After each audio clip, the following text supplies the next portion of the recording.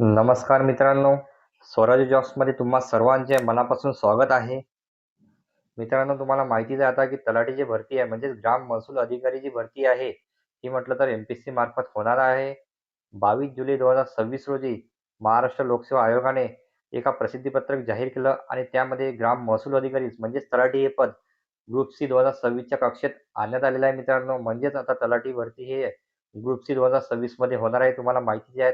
आणि ॲडव्हर्टाइजमेंटमध्ये सध्या जागा मित्रांनो 1539 जागा आहेत आणि त्या वाढून म्हटलं तर 1696 एवढ्या जागा होणार आहेत. म्हणजे जवळपास 1700 जागा मित्रांनो तलाठीच्या आहेत. तुम्हाला माहितीच आहे. महाराष्ट्र शासनाच्या महसूल विभागात जे तलाठी पद आहे मित्रांनो, त्या पदावर रुजू होणाऱ्या प्रत्येक विद्यार्थ्याच्या मनात एक प्रश्न नेहमी येतो. एम-पी-एस-सी मार्फत जर मी तलाठी म्हणून रुजू झालो, तर माझ्या हातात पहिला पगार किती येईल?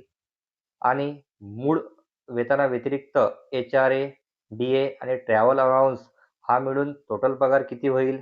आणि मित्रांनो, सर्व डिडक्शन म्हणजे तुमची कपात होऊन मूळ हातात पगार किती येईल? आजच्या व्हिडिओमध्ये मित्रांनो आपण तलाठीबद्दलचे संपूर्ण पेमेंट स्ट्रक्चर हे आपण बघणार आहे. 7व्या आयोगानुसार काय पेमेंट स्ट्रक्चर असेल याबद्दल संपूर्ण माहिती आपण या व्हिडिओमध्ये बघणार आहे आणि सोबतच तलाठीचे नायब तहसीलदार प्रमोशन कसे होणार आहे ते आपण पाहणार आहे. चला तर भेटूया डायरेक्ट स्क्रीनवर. मित्रांनो, स्वराज जॉब्सच्या यूट्यूब चॅनलवर जर तुम्ही नवीन असाल तर चॅनलला सबस्क्राईब करा आणि जर नवीन नवीन अपडेट्ससाठी या टेलिग्राम चॅनल हे जॉईन करा. बघा, तलाठी भरती 2026 ही तुम्हाला माहिती आहे आता एम-पी-एस-सी मार्फत घेण्यात येणार आहे. या तलाठी भरतीचा पहिला पगार किती असतो, वेतन श्रेणी, घर भाडे, वाहतूक भत्ता, कपात किती होते आणि इन हँड सॅलरी किती येते, संपूर्ण विश्लेषण आपण या व्हिडिओमध्ये बघणार आहे. मित्रांनो, सर्वात आधी आपण तलाठी पदाचा पे मॅट्रिक्स लेवल समजून घेऊया. बघा, तलाठी पद हे म्हटलं तर S8 चे पद आहे मित्रांनो. म्हणजे जे पे मॅट्रिकचे लेवल असते त्यामधील S8 चे लेवल आहे आणि याचा पे स्केल मित्रांनो 25,500 त्या 81,100 इतका आहे. म्हणजेच जेव्हा तुम्ही तलाठी म्हणून रुजू होता तेव्हा तुमचे मूळ वेतन म्हणजे बेसिक 25,500 असेल आणि त्यानंतर दरवर्षी तुम्हाला 3% वार्षिक वेतनवाढ म्हणजेच मित्रांनो त्याला इन्क्रिमेंट म्हणतात. प्रत्येक वर्षी तुम्हाला एक इन्क्रिमेंट मिळते. वार्षिक वेतनाचे टप्पे आहे जे तुम्हाला म्हटलं ना दरवर्षी 3% तुम्हाला वार्षिक वेतन इन्क्रिमेंट मिळते. जेव्हा मित्रांनो तुम्ही तलाठी भरती रुजू व्हाल किंवा प्रारंभिक तुमचे जे मूळ सेवेत रुजू व्हाल तेव्हा तुमचे मूळ वेतन मित्रांनो 25,500 इतके असेल आणि म्हटलं तर प्रत्येक मूळ वेतन सुरुवातीला दरवर्षी म्हटलं तर 3% ची इन्क्रिमेंट होते मित्रांनो. म्हणजे प्रत्येक वर्षी तुमचा पगार हा वाढला जातो आणि इन्क्रिमेंटचे 2 टप्पे असतात मित्रांनो. एक इन्क्रिमेंट म्हटलं तर 1 जानेवारीला होते आणि म्हटलं तर एक इन्क्रिमेंट 1 जुलैला होते. लक्षात ठेवा मित्रांनो. आणि तुमचा प्रत्येक वर्षी किती इन्क्रिमेंट वाढते बघा मित्रांनो. सुरुवातीला 25,500 असेल, नंतर म्हटलं तर 26,300 असेल म्हणजेच जवळपास ₹800 वाढतील तुमच्या पगारात. नंतर नेक्स्ट इयरला म्हटलं तर 27,100 असेल आणि त्यानंतर म्हटलं 27,900 असेल. अशा प्रकारे मित्रांनो जो अंतिम टप्पा आहे म्हणजे रिटायरमेंटच्या वेळेला तुमच्या तलाठीचं जे शेवटचं इन्क्रिमेंट असेल ते 81,100 असेल. मित्रांनो, सुरुवातीला आपण बघितलेच आहेत. मी तुम्हाला सांगितलं तलाठीचं जे मूळ बेसिक आहे 25,500 या मूळ बेसिक नुसारच तुमचे डिअर अलाउन्स एच-आर-ए ठरत असतात मित्रांनो. तर बघा, आता तुमचा महागाई भत्ता म्हणजे डिअर अलाउन्स बघणार आहे. महाराष्ट्र शासनाच्या सध्या नियमित महागाई भत्ता मित्रांनो 60% इतका लागू होतो आणि तुम्ही बघू शकता तुमचं जे बेसिक आहे 25,500 याचे मित्रांनो 60% काढले जातात.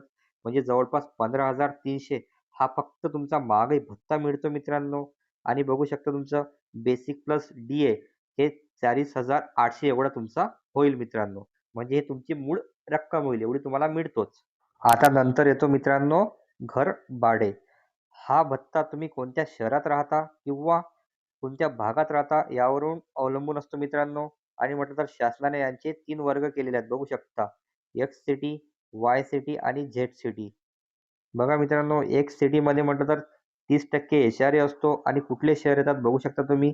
मुंबई, पुणे शहर येतात. म्हणजे जवळपास तुम्हाला एच-आर-ए म्हणजेच तलाठीच्या 25,500 बेसिकच्या आधारे 7,650 मिळतो मित्रांनो मुंबई इथे आणि पुणेमध्ये. नंतरची बघा, नंतरची वाय सिटी आहे मित्रांनो. यामध्ये कुठले शहर येतात बघू शकता तुम्ही. नागपूर आणि नाशिक आणि 20% एच-आर-ए असतो. म्हणजे जवळपास 5,100 तुमचा एच-आर-ए होईल. नंतरची म्हटलं तर झेड सिटी आहे मित्रांनो. यामध्ये बघू शकता 10% एच-आर-ए असतो आणि यामध्ये उरलेले सर्व म्हणजे इतर शहरे म्हणजे मुंबई, पुणे, नाशिक आणि नागपूर सोडून इतर आणि ग्रामीण भाग मित्रांनो यामध्ये तुम्हाला एच-आर-ए बघा किती मिळेल 2,550 म्हणजे 2,550 एच-आर-ए तुम्हाला मिळेल मित्रांनो. यासोबतच तुम्हाला मित्रांनो वाहतूक भत्ता म्हणजे ट्रान्सपोर्ट अलाउन्स पण मिळते. बघू शकता एक्स आणि वाय शहरे म्हणजेच मोठ्या आणि मध्यम शहरांमध्ये ₹2700 एवढा मिळतो आणि म्हटलं जे झेड प्रकारचे शहर आहेत मित्रांनो, ग्रामीण आणि तालुका लेव्हलचा त्यामध्ये ₹1,350 तुम्हाला हा वाहतूक भत्ता मिळतो. मित्रांनो आपण जे वर बघितलेले सर्व स्ट्रक्चर आहेत, यामध्ये सर्व जर एकत्र केले मित्रांनो, तर तुमची ग्रॉस अर्निंग स्ट्रक्चर बनते म्हणजेच तुमची एकूण मिळकत बनते. बघा एक्स शहरामध्ये किती बनू शकते तर ₹56,862. वाय शहरामध्ये म्हणजे वाय सिटीमध्ये म्हटलं तर ₹54,312 आणि म्हटलं तर झेड क्लास सिटीमध्ये मित्रांनो ₹50,412. सोबतच मित्रांनो शासनाचे DCPS योजना असते त्या अंतर्गत मित्रांनो 14% यामध्ये समाविष्ट केल्या जाते जे तुमच्या पेन्शनच्या खात्यात जमा होते. आता सर्वात महत्त्वाचा भाग मित्रांनो तुमच्या पगारातून कपात किती होते म्हणजे डिडक्शन किती होते. DCPS कर्मचारी अंशदान म्हणजेच पेन्शन स्कीम कर्मचारीचा हिस्सा असते मित्रांनो.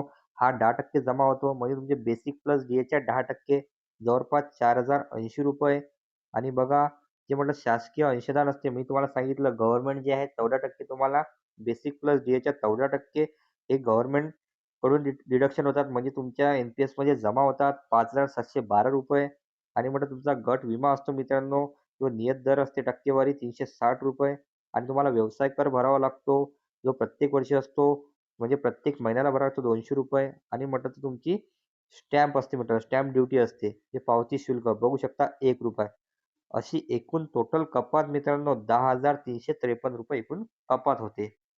बघू शकता मित्रांनो इन हँड सॅलरी म्हणजेच हातात येणारा तुमचा निव्वळ पगार म्हणजे हे जे वरील सर्व कपात होऊन तुमच्या बँक खात्यात प्रत्यक्ष होणारा पगार खालीलप्रमाणे असेल मित्रांनो. एक्स सिटीमध्ये म्हटलं तर ₹46,509, वाय सिटीमध्ये म्हटलं तर ₹43,959 आणि म्हटलं झेड सिटीमध्ये म्हटलं तर ₹40,059. इथे बघा मित्रांनो तुमच्या पगाराचे सूत्र दिलेले आहेत. निव्वळ वेतन, एकूण मिळकत आणि एकूण कपात म्हणजे तुमचं डिडक्शन असं बघू शकता. झेड सिटीमध्ये मित्रांनो 50,412 यामधून जर कपात केली 10,353 तर तुमच्या हातात येणारा मित्रांनो ₹4,059 हातात येणारा पगार आहे. म्हणजेच पहिल्याच महिन्यापासून तुमच्या हातात मित्रांनो 40,000 पेक्षा जास्त पगार येतो. सर्वात महत्त्वाचा टप्पा म्हणजे मित्रांनो तलाठीची पदोन्नती. फक्त पगारच नाही तर या पदांमध्ये करिअर ग्रोथ सुद्धा उत्कृष्ट आहे मित्रांनो. सुरुवातीला तलाठी म्हणून जॉइन व्हाल म्हणजेच S8 म्हणून जॉइन व्हाल मित्रांनो आणि तुमच्या अनुभवानुसार वरिष्ठ तलाठी म्हणजेच प्रत्येक वर्षी तुमची इन्क्रिमेंट वाढेल आणि कालावधीनुसार तुमची पदोन्नती होईल. त्यानंतर मित्रांनो मंडळ अधिकारी म्हणून तुमचं प्रमोशन होईल. बघू शकता सर्कल ऑफिसर आणि उत्कृष्ट सेवेनंतर तुम्हाला महसूल विभागातील राजपत्रित अधिकारी म्हणजेच नायब तहसीलदार पदापर्यंत तुम्ही पोहोचू शकता.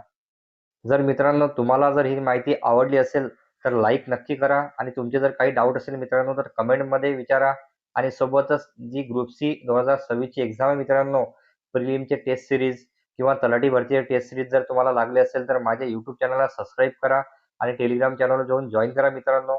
त्यामध्ये मी जागा वाढ किती जागा वाढणार आहेत याबद्दल संपूर्ण माहिती माझ्या टेलिग्राम चॅनलवर डेली अपडेट देत असतो मित्रांनो. मित्रांनो जर तुम्ही जर चॅनलला नवीन असाल मित्रांनो तर आपल्या स्वराज्य जॉब चॅनलला सबस्क्राईब करा, लाईक करा आणि शेअर करा.